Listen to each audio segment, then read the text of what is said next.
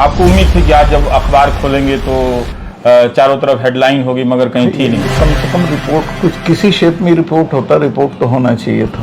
और राष्ट्रीय सुरक्षा सलाहकार ने फोन किया कि आप चुप रहिए। इसका जानने का एक ही तरीका है कि मुझे चुप करके वो बोले। हाँ। और वो जब बोले तो पता चल गया कि किस तरफ ले जा रहे हैं चीजें। नमस्कार, मैं रवीश कुमार। मैं सत्यपाल मलिक, पूर्व राज्यपाल जम्मू कश्मीर के साथ हूं। इसलिए साथ हूं कि करण थापर के साथ सत्यपाल मलिक जी ने जो कहा है प्रधानमंत्री की भूमिका के बारे में, राष्ट्रीय सुरक्षा सलाहकार की भूमिका के बारे में, मगर उससे भी ज़्यादा इसलिए भी आज इनके साथ हूं कि एक पूर्व राज्यपाल का बयान आता है। उस बयान की अपने आप में बहुत गंभीरता है, लेकिन इसके बाद भी इस गौरवशाली लोकतंत्र वाले इस देश में ज्यादातर मीडिया उस खबर को नहीं दिखा, इनके इंटरव्यू की कहीं चर्चा नहीं होती है, ज्यादातर अखबारों में वो खबर गायब कर दी जाती है। तो ये बात ऑन रिकॉर्ड रहे, ताकि जब सत्यानाश के समय आपको लगे कि क्या किसी ने भी नहीं कहा, तो ऐसा ना हो, ये रिकॉर्ड 0/0 ना रहे। इसलिए मैं आया हूं ताकि आपको पता रहे कि कोई था। और करण थापर के बाद और भी शायद लोग आए, लेकिन ये वाकई दुख की बात है कि आपने इतना गंभीर बयान दिया। और आज जब आपको उम्मीद थी कि आज जब अखबार खोलेंगे तो चारों तरफ हेडलाइन होगी, मगर कहीं थी नहीं। कम से कम रिपोर्ट कुछ किसी शेप में रिपोर्ट होता, रिपोर्ट तो होना चाहिए था। किसी भी शेप में रिपोर्ट किसी भी शेप में नहीं हुआ, कहीं नहीं हुआ, सिवाय एक टेलीग्राफ कलकत्ता के अलावा। तो आपने ऐसा कोई दौर देखा है आपातकाल के समय, उसके बाद में कि कोई वरिष्ठ नेता बयान दे रहे हों प्रधानमंत्री के? इशू बयान का सवाल नहीं है, इशू कितना इम्पोर्टेंट था। जैसे पुलवामा आज तक देश के लोगों की निगाह में एक बड़ा रहस्य है कि क्या हुआ था। उसमें जो हमारी गलतियां थी उनको मैंने एडमिट किया था। और मैंने इनको, जब ये निकले वहाँ से कॉर्बेट पार्क से बाहर, तो इन्होंने ढाबे से मुझे फ़ोन किया और पूछा सतपाल भाई क्या हुआ। मैं कहा ऐसे ऐसे हुआ, लेकिन इसमें हमारी भी गलती थी। तो उन्होंने कहा अभी चुप रहो, मैं आ जाऊँ दिल्ली तब बात करेंगे। फिर मुझे NSA का फ़ोन गया, उसने कहा सतपाल भाई इस पर बोलना नहीं है अभी कुछ। मैं कहा ठीक है नहीं बोलना। बट द फैक्ट वॉज कि CRPF ने इतना बड़ा काफिला कभी सड़क से नहीं जाता है। इनसे जहाज मांगे थे होम मिनिस्ट्री से, जो 5 एयरप्लेन होने मेरे से मांगते तो मैं कर देता, लेकिन मैं लूप में ही नहीं था। उन्होंने अपना मिनिस्ट्री में मांगे, मिनिस्ट्री ने मना कर दिया, तो वो सड़क से चल दिए। फिर उसमें और हमारी कमियां थी, जिसमें जहाँ से ये घटना हुई, जहाँ वो गाड़ी घुसी थी, वो 10 किलोमीटर के स्ट्रेच पे 8-10 लिंक रोड उसमें आके मिलती हैं। हर जगह कहीं भी that was not being manned, कहीं जिप्सी नहीं थी, कोई रोकने वाला नहीं था, कोई ले जाओ अंदर घुस जाओ।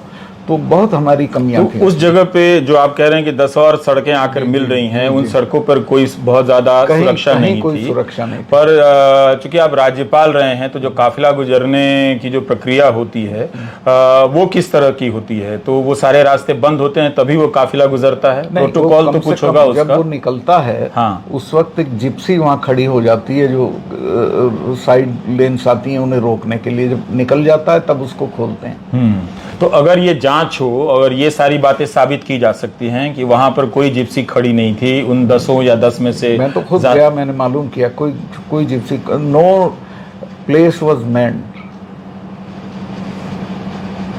तो इसका पुलवामा के पूरे मामले की जांच होनी चाहिए थी कि क्यों 900 लोग सड़क से जा रहे थे, जबकि इनका प्रोटोकॉल है सब फोर्सेस का कि वो एक साथ सड़क से इतनी नफरी को लेकर नहीं चलते हैं। वो इसलिए कि उन्होंने प्लेन मांगा, प्लेन होम मिनिस्ट्री ने मना कर दिया। असली जिम्मेवारी ये थी होम मिनिस्ट्री वाली। पर सतपाल मलिक जी, आप प्रोटोकॉल की बात कर रहे हैं, ये बात आपने तब भी कही थी टेलीविजन में जब आप फोन से इंटरव्यू दे रहे थे कि प्रोटोकॉल है कि इतनी गाड़ियां एक साथ काफिला लेकर कोई नहीं निकलती हैं गाड़ियां जो हैं।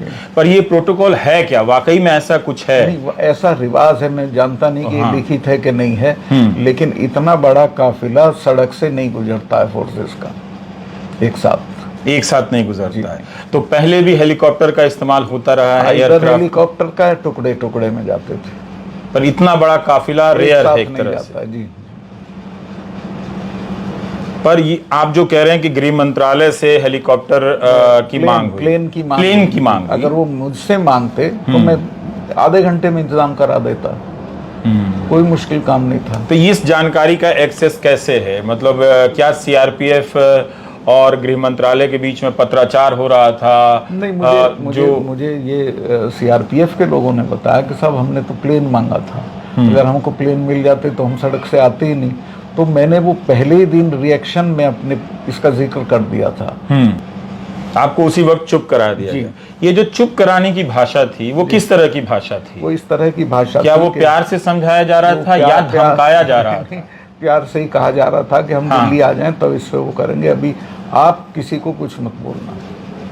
और ये बातचीत कैसे हुआ करती थी? मोबाइल फोन से या लैंडलाइन? ऐसे हुआ था कि ये अपनी शूटिंग करा रहे थे उसमें नेशनल कॉर्बेट पार्क में, वहाँ कोई कम्युनिकेशन नहीं है फोन का। तो जब उससे निकल के एक ढाबे से इन्होंने मुझे फोन किया। ढाबे से? ढाबे से, जी हाँ, कहीं कोई होटल या ढाबे से फोन किया और मेरे से पूछा सतपाल भाई क्या हुआ?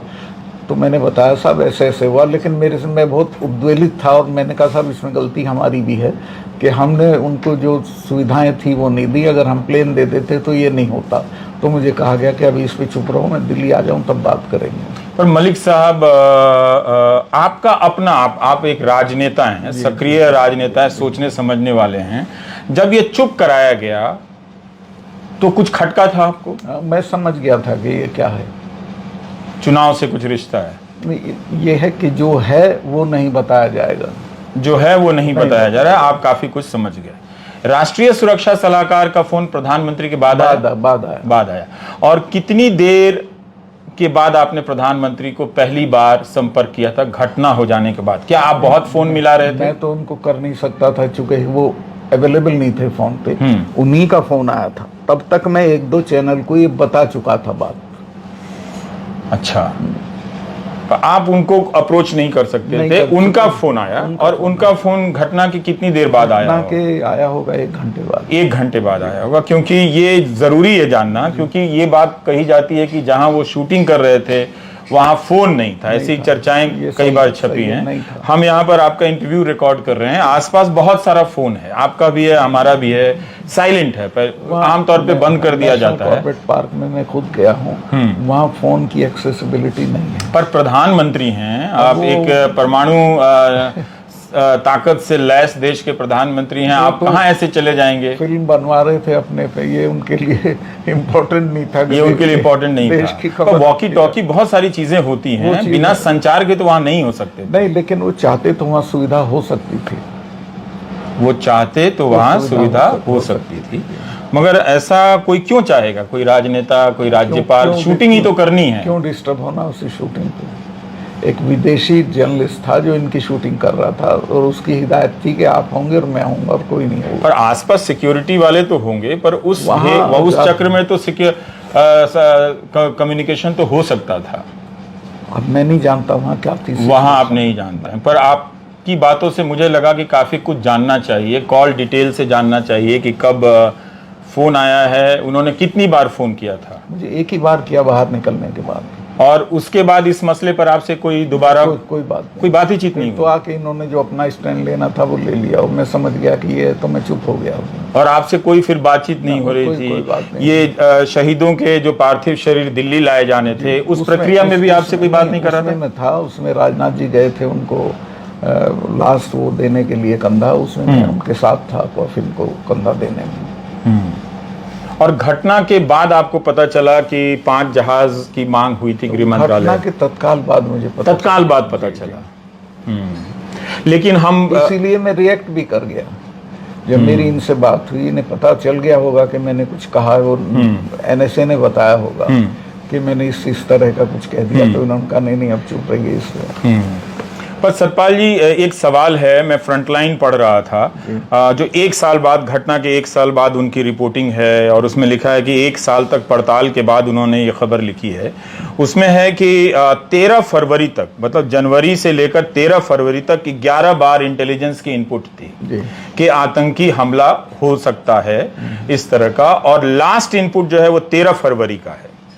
क्या ये बात सबके साथ जब ये बात शेयर हो रही थी तो क्या इस तरह की कोई रणनीति नहीं बनी कि हमें ये काफिला मूव नहीं कराना चाहिए? या काफिले के बारे में कोई इनपुट नहीं था, जो बोलते हैं वो झूठ बोलते हैं। असल में ये जो गाड़ी वाला था जिसके पास ये विस्फोटक थे, ये तो 10 दिन से उस एरिया में घूम रहा था। और ये पता था? ये इनको नहीं, अगर पता था इनपुट वालों को तो ये पता होना चाहिए ना कि विस्फोटक से भरी गाड़ी घूम रही है यहाँ। और ये पता था तो फिर हर लिंक रोड मैन क्यों नहीं थी? तो इसकी भी जांच होनी चाहिए कि वो इंटेलिजेंस इस तरह की गाड़ी घूम रही थी विस्फोटक से वो भरकर। इंटेलिजेंस फेल्योर थी हम लोगों की, जिसमें मैं अपने को भी जिम्मेवार मानता हूँ, जो कि अल्टीमेटली मैं वहाँ गवर्नर था। पर आप क्यों जिम्मेदार मानते, जब आप उस लूप में ही नहीं रखे जा रहे हैं कि एक काफिला वहां मूव हो रहा है? मुझे सीआरपीएफ ने कुछ नहीं बताया था कि हम कहां से कहां जा क्या रहे हैं। ऐसा सामान्य तौर पर होता है कि तौर पे ये फोर्सेस अपने आप से मूव करती हैं? राज्यपाल को नहीं पता चलता है कि 2700, 900 या 20-50 गाड़ियां मूव कर रही हैं? ये आपको पता नहीं चलता है? मुझे तो घटना के बाद पता चला। पर फ्रंटलाइन की खबर में एक बात और है, छोटी सी सूचना है कि 13 फरवरी तक इंटेलिजेंस के इनपुट आ रहे हैं कि आतंक